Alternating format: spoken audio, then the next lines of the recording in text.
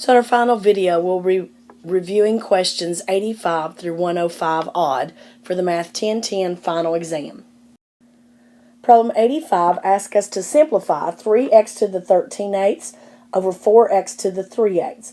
The coefficients do not simplify, but then I can subtract since we have a division with the same bases, and my exponents of 13/8 minus 3/8 would give me 10/8.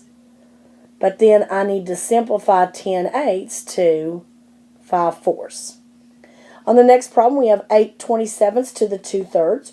Remember that fractional exponents mean that we're going to do the cube root, in this case, of 8/27 and then square it. The bottom is the root that you're going to take.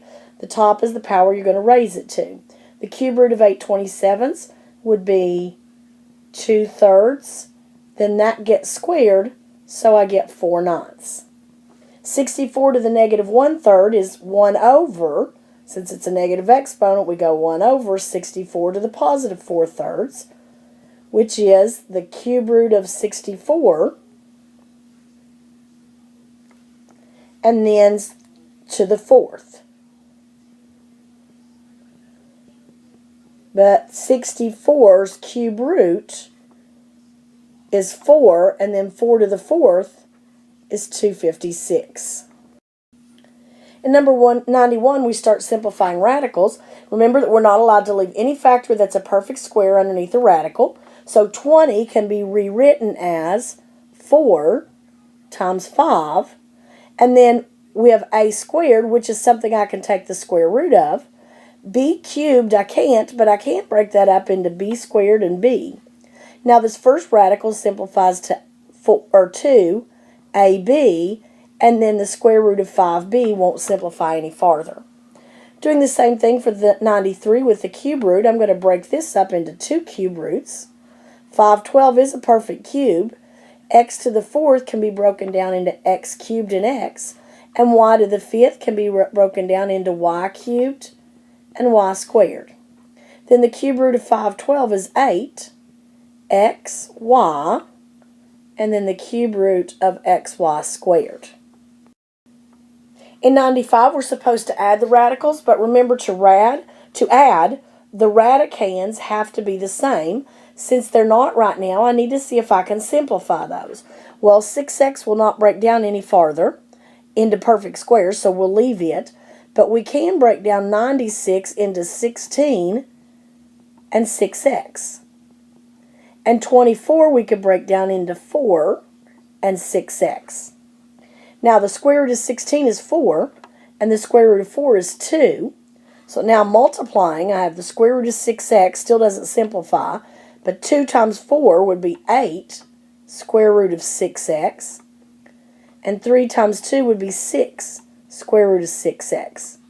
Remember there's a 1 as the coefficient of the square root of 6x, and now I can add all those together and get 15, square root of 6x.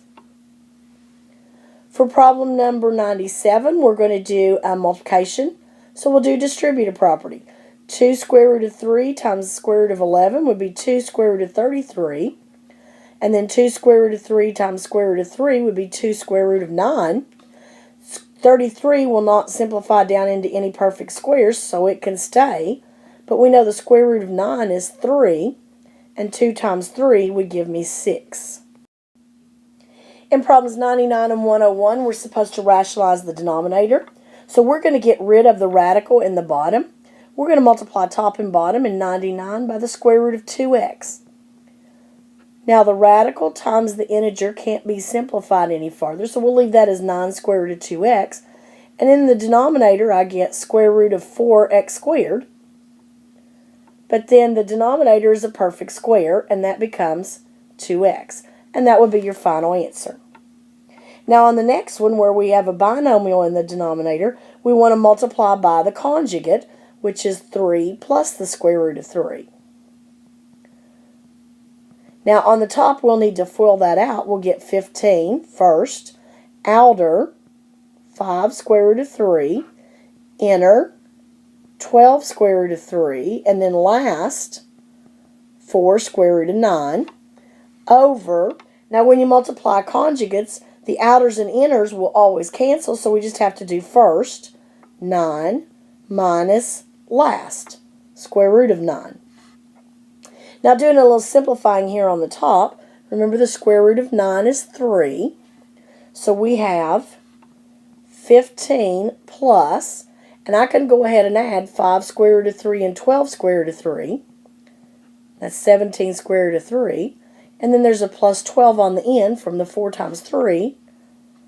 In the bottom, the square root of 9 is 3. And so I get 9 minus 3, which is 6. Now combining these two constants, I get 27 plus 17 square root of 3 over 6. In our last two problems, we're just going to solve the radical expressions or equations. So we have the square root of 3x plus 4. To get rid of a square root, we square both sides. That's going to give me 3x plus 4 would equal 16. But then I subtract 4 and get that 3x equals 12. Divide by 3, and I get that x is 4.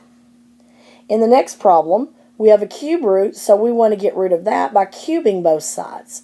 And I get 4 minus 3x, because the cube root and the cubed will cancel each other out, equals 27. Then I'm going to subtract 4. Negative 3x equals 23, and divide by negative 3. So x is negative 23 thirds.